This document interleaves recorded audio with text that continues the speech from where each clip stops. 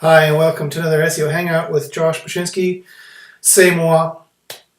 Okay, so this week I've got a ton of SEO leaks and tips and secrets and experimental data and anecdotal observations that I've been making over the past few months, and I've just been kind of holding off because there's been other crazy stuff going on.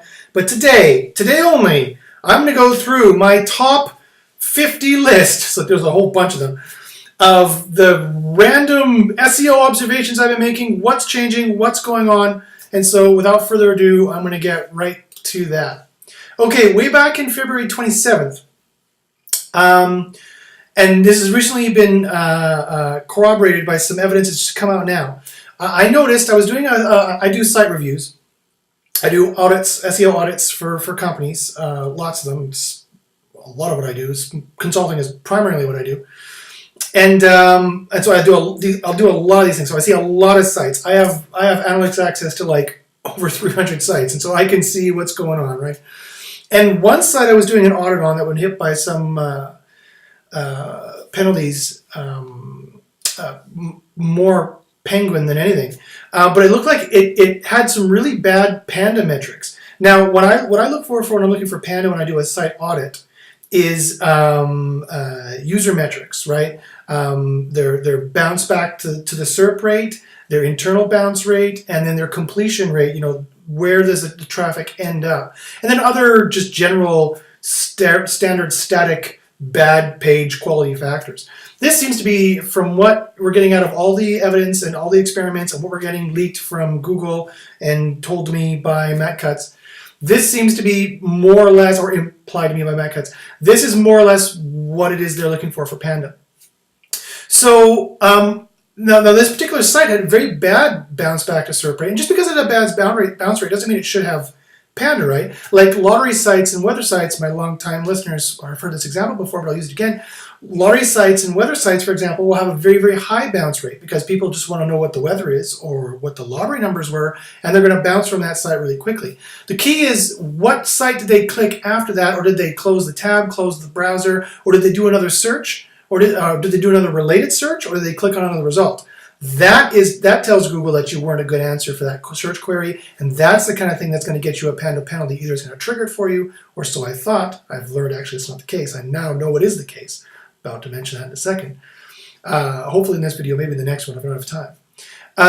And then, so do they click on another result, or I think that's used in the algorithm straight. It's what it seems like John Mueller is saying now. But I did notice one thing, and I think that structured data is a quality factor.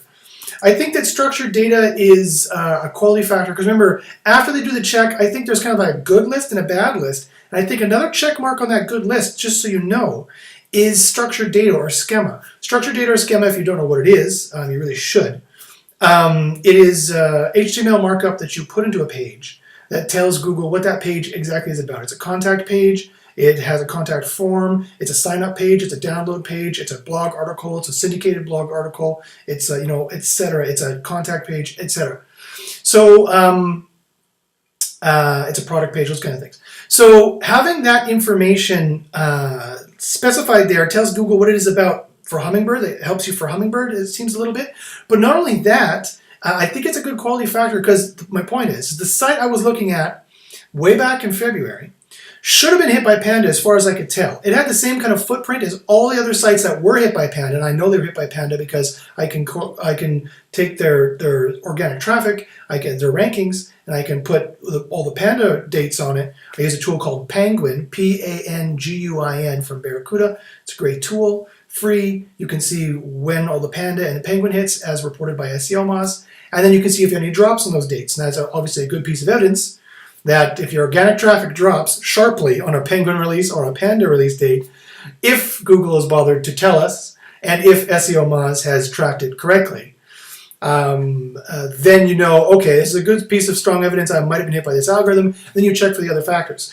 I found all the other factors that this site should have been hit by Panda. It had terrible bounce rate, terrible completion rates, traffic was all over the place, many bad quality factors, keyword stuffing, articles without images, and just cruddy old design, dated design, these kinds of things. Lots of the standard low quality factors. They had pretty much it all. But They weren't hit by Panda, or at least as far as I could tell, they weren't hit by Panda.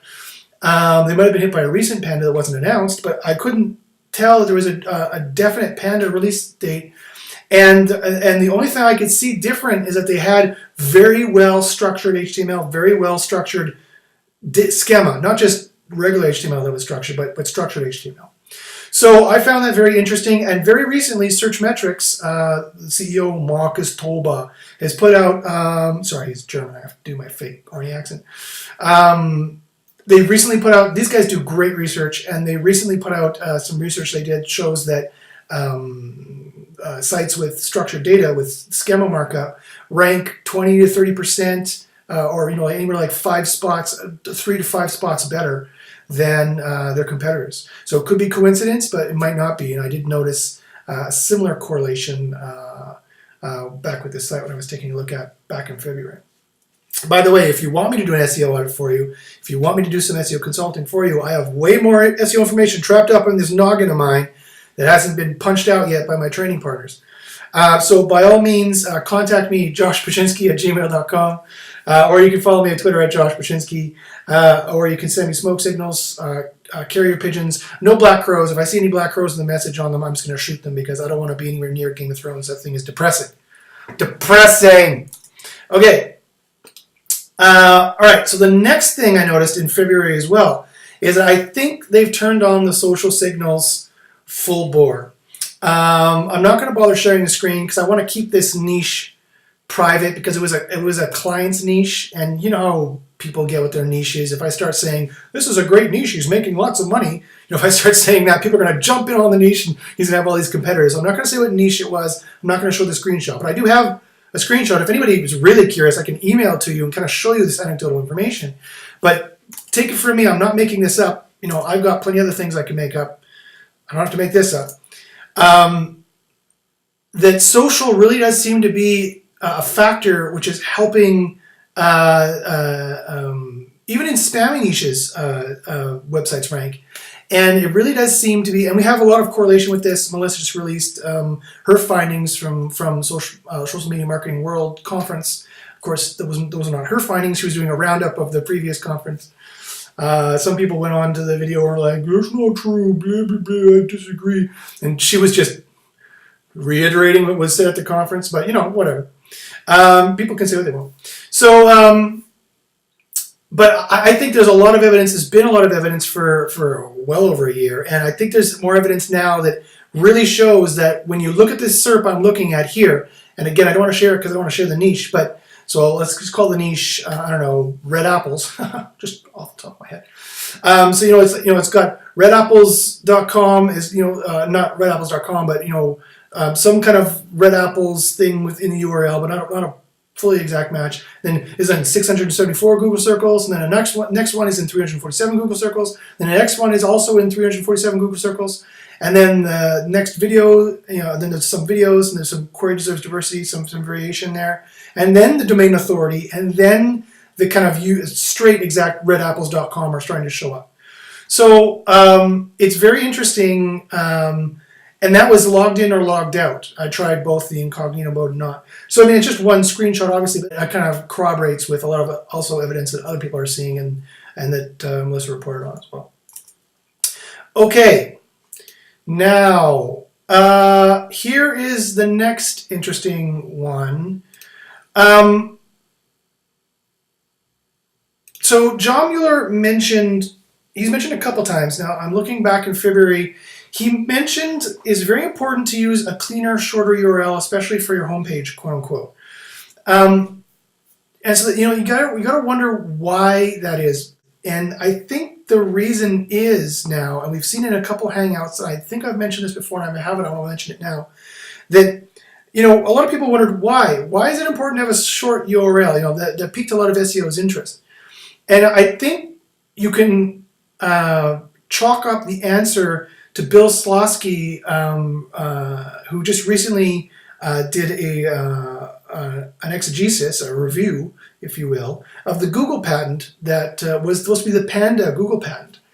And people read it and they couldn't figure out, quite how it meant. And basically the patent works down like this. If you have a certain amount of links then statistically they found you should have a certain amount of brand searches, people searching for your brand. And so he worked out the mathematical formula, the algorithm, that determines if you have X number of links, you should have Y number of brand searches. If you don't have Y number of brand searches, then Panda will trigger. And or some kind of algorithm to check for quality will trigger, aka Panda. And so this is how they apparently, according to this patent, and according to all these little tidbits that John Muir has been giving, but he didn't mention why, this is apparently, if this is the Panda algorithm, then this is how they're triggering Panda, right? If you have X number of backlinks, then you should have Y number of brand searches if you're a legitimate site that's doing branding and it's kind of the upstanding kind of brand-based marketing that they want to promote. Do I agree with it? No. Does that make a lot of sense? Not entirely. Does it mean they're not doing it? No. It doesn't mean they're not doing it. They released a patent on it, and it was from Panda, and it triggers a quality algorithm. And so people have kind of scratched their head as to how that could have anything to do with Panda, because it seemed to be like a link-based algorithm, Barry Schwartz said, but they lack imagination. This is what John Mueller has been saying for a few months now, and I wondered why, and this is part of the reason why I think, and there's other reasons why he mentioned as well, namely that if you have a shorter URL, it's easier to share. But also if you have a shorter URL, it's easier to search. And you need to have that X to Y correlation, right? If you have Y number of links, you have to have X number of brand searches. So, or if you don't, then a Panda check is triggered for you. So that could be one way to trigger a Panda check. They can have multiple other ways to trigger a Panda check. But that was very interesting work and reporting back from Bill Slosky. Okay, now here's the next interesting thing. And again, it's just a potpourri of all my backlog stuff I haven't been able to share yet. March 3rd, I made a very interesting discovery that also correlates with something that John Mueller recently said. You see, a lot of the stuff I sit on when I'm like, it's interesting, but I'm not really sure if I should bother sharing it because I don't have a lot of evidence. But when I observe something, and other people say, oh, I saw this, and then John Mueller starts talking about it, then I put 2 and 2 together, or 3 and 4 together, or whatever it is, and then I bother sharing. So I've got another site, and again, I can't share the site because it's a client site, but I'll describe to you what I'm seeing, and you use your imagination. I found it's very interesting on 2 fronts. One, how the site query works.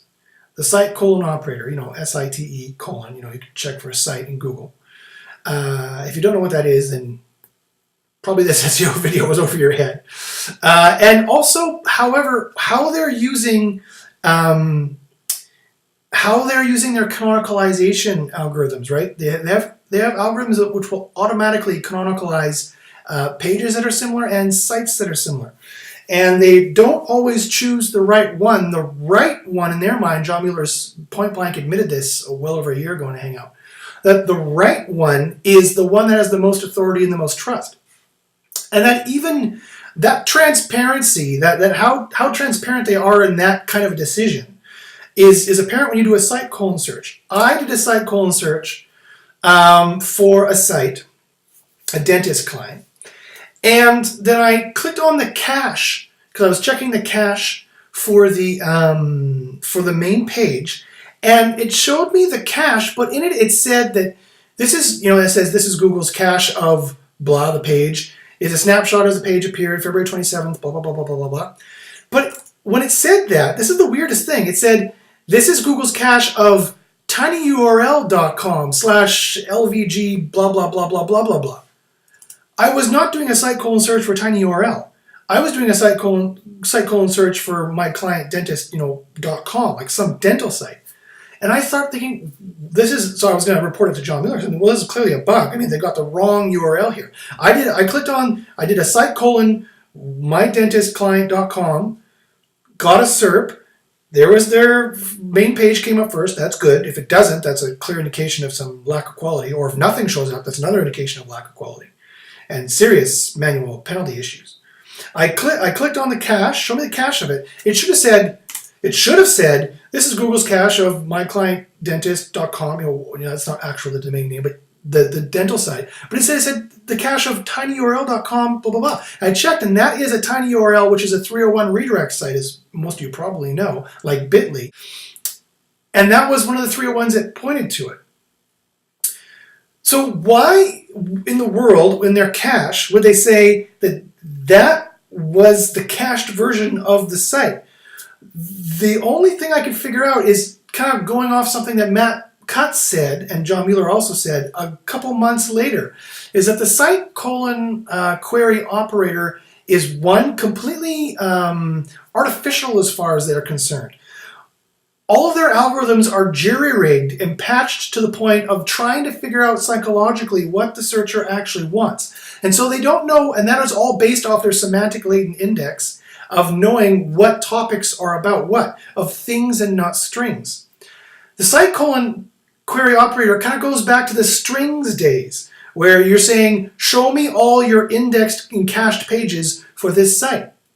And they're like, okay, so the way they interpret that in their head is you're asking Google to show me all the highest quality, most trusted, most authoritative pages on that site or related to that site in that semantic latent index for this URL. And they're like, sure, it's not even that URL because that site was pretty low quality by Panda and Penguin, and that's why he got me to do the audit, because I don't usually see not good sites. I see sites that are sick and bad, right? And so it's like, sure, the most authoritative, trusted pages we have in our index for this particular URL is from tinyurl, pointing to 301ing to it, right? Whatever the direction. I can't. The thing's backwards. So do you get what I mean? So that's one, that's weird. Two, it's kind of an moment. You kind of figure out, really? Google's gone that far in thinking that they don't think of a site as like, it's my site, redapples.com, that's my site. They think of all the pages linking to that site as the site. That's the whole semantic latent index. They've done that obviously for years, and they've turned that up to the nth degree. There's another reason why they can't remove links from their search algorithms, because it's so link dependent. The entire semantic latent index is almost entirely link dependent. And now it's also getting to be topical or query dependent because they understand topics better. They understand that site A about red apples and site B about red apples, if they have enough signals that are the same or duplicate content, they will just auto 301 one to the other, whether or not they're the same site or not. They don't care, right? All they know is that they have millions, trillions, and trillions of web pages to serve, and they have a surplus of pages, and they just want there's cherry picking for the highest quality, most trusted ones they can get the most information about so they can trust it the most. So anyway, I found that extremely interesting, not only as a bug in Google, but that they would show the 301 site, because obviously it's a much more authoritative PageRank, high trust site, even though it has nothing but 301s on it, because it's got more PageRank, really. So PageRank still matters, obviously, and they thought that was the best authoritative site to return in their index, even though it has nothing to do with that site. It's just a 301 site. Okay, all right, so there's some information that Melissa is going to share with you about new proof of social influencing ranking directly. We have some proof for it that she's going to share with you very shortly. I'm sorry, I'm just scrolling through here. Okay, so now I'm going to scroll down to where, okay, here's the new tidbits. So March 26th. So, Mr. Cutts. Mr. Cutts put out a video on March 26th about footer links. And I'm not going to rant too much about Mr. Cutts. I have a wee article coming out about Mr. Cutts and we had a private conversation, SMX West, last month. And I have an article coming out about what he said in that conversation, which I think might shock and or amuse and or disgust you. Or titillate, possibly, or insert adjective here. However, I am not talking about that today yet. He put out a video on March 26th, and he mentioned, just very quickly, footer links, yada, yada, yada. General rule of thumb you can take from that article, that video is don't have really more than 5 links in your footer, and make sure they're not exact match anchors or search phrase anchors or commercial phrase anchors, even if they're in your URL. That's the problem. One of the problems with getting an EMD is that you have to be very, very careful linking to it, otherwise you'll get hit by Penguin and possible manual penalties as well. Okay. Now, this always cuts. Now back to John Mueller. Now there's another John Mueller hangout. On March 28th, John Mueller had a hangout with Sasha. Sasha is one of the top contributors for the Google forums. He's been doing SEO a very, very long time. He's told me he's been friends with John Mueller since before John Mueller worked at Google. And so he got himself into the Google hangout somehow. And so one, that's interesting. He's not even a Google employee. He's a Google top contributor and has been for quite some time. So it was a little interesting to see them slightly different in their answers, because he is an SEO and he consults as an SEO. And so he might have a slightly different stance than John Mueller might, who has to give the prefab public relations Google answer to when I should disavow and when I shouldn't. But be that as it may. So they were asked a bunch of SEO questions, and so they gave some very interesting answers that I would like to share with you. So people are asking about disavowing, of course, and they asked about Blogger. Blogger.com, Blogger.ca, Blogger. Whatever. And John Mueller said something very interesting, that when you're disavowing links from Blogger, you don't have to share them all. You don't have to list them all. Blogger.com, Blogger.ca. He said all you have to do, he says they rel canonical, Google internally will automatically canonical all of the content back to .com. I don't know if it's because Blogger does this in the HTTP headers or something like that. They route it all back. I'm not sure, but Mueller said that Mueller said that they will canonical all the signals back to Blogger.com, especially when you're disavowing, and so you only have to disavow the .com version only, and it automatically counts for all the other ccTLDs, which I found weird and interesting. That they would have a specific thing just for that. Okay, now also, he mentioned something interesting about Panda. Panda, there's a lot of speculation, and I've had a lot of speculation, that Panda is either user metric based and or page based or some combination thereof. And the question is, if it's user metric based, then why do they need to recrawl all the pages before Panda? John Mueller has admitted numerous times they will recrawl the pages before Panda. Cuts has implied strongly they will recrawl the pages before Panda, that it's page-based thing. And I've personally seen on all these sites that are hit by Panda, or most of them, you can see a huge rise of crawl right around the time that it's hit. Either when it's hit or when it's released, interestingly enough, there's a crawl at around that time. And it's not as easy as huge influx and crawl, then hit. It could be like hit or released, and then the crawl still goes on. So I don't know if it finds enough data to release you or sync you, and then but still is crawling to look for all the rest of the stuff. I'm not really sure. Or maybe there's just the reporting is not so good, and maybe the times are slightly off, but I've noticed this as well. So I found that very interesting too. But regardless, John Mueller was asked about this, and he said that they need to recrawl the pages so they can find the bad things in the pages, but then he says that they also need to crawl the other, and I quote, non-HTML signals. So again, as I said, he's admitted many times that there are some user metrics that are being used, and they've also implied, and Matt Cutts has said directly, point blank, there are page things that they track. I've asked Matt Cutts, of course, well, if there's a simple list of things not to do, post it. The only thing that will happen is that people will make better flippin' websites, but he refuses to do so. But we can confirm that Panda both looks at bad things in the pages, so some static, good or bad list check mark. Do you have images? Do you have videos? Do you have keyword stuff spammy? Do you have, whatever it is? And then also crawl the other non-HTML signals, so the usage metrics and things like that. Okay, now also, again, some more evidence for Google+. John Mueller has asked about Google+, and he said, point blank, Google+ tracks which users are, quote-unquote, more active. And this is basically what he said the Google+ factors were in order of importance. He said, 1, activity.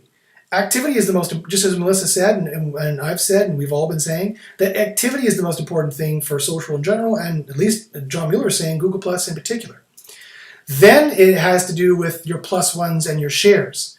So activity, commenting, and lots of commenting and action all over the place is what's important. 1. 2 then is just some random shares or random +1s. And then 3, followers. So lastly, followers. And then he says they also pick up there's no follow links in there, and I quote, other recommendations, end quote.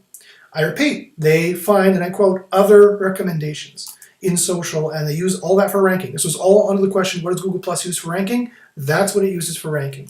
However, he did also say, and they've said this before, that they don't want to force people to use Google Plus. So the implication there was that Google Plus signals will be equilateral at best, but not exclusive or more powerful. So at this time, they are using Google. So newsflash, John Mueller has admitted now, he's admitted before, and people have showed before. But so in case you're still doubting, David Harry, Google Plus uses activity, then engagement, +1s, shares, and then followers, and it is used for rankings. And however, they claim that they don't want to make people use Google Plus, so it is just another signal, another kind of agreement that you have it. So you need links, you need on-page, you need traffic, you need good user metrics, and then this could be one of the socials you could use that could confirm that you're of quality. However, I might add, Mr. Mueller, that if all your competitors have all of these things already, and they probably do if you're in a competitive niche, then yes, you do need to use Google+. Otherwise, if you have that one piece missing but all the other pieces, but all your competitors have all those pieces, then they're going to outrank you. So if you make it a ranking signal, you dictate that people have to use it, because that's the way it works. So there. Okay, so, all right. So that was all the interesting stuff that happened in that Hangout. So I'll just share a couple more things. So this video is not too long, but these are, again, there's a whole potpourri of SEO, an SEO potpourri, but there's even more. I didn't even get through half of it. Okay, April 1st. Remove'em.com released their top 100 disavowed domains. So on remove'em.com, their top 100 disavowed domains. The top 100 domains that get submitted to remove'em.com. And so they're speculating these are the top 100 domains that will be in the disavow files. Bit of a leap maybe, but probably not. That's probably accurate. Sounds right. So you can go look at them at top 100 disavowed domains. Just search that. It's on remove'em.com. Click it. Here's the takeaways. 1, don't go for any links on these sites. You can bet dollars to donuts that at best they're low quality and risky. At worst, they're probably already just ignored completely by Google.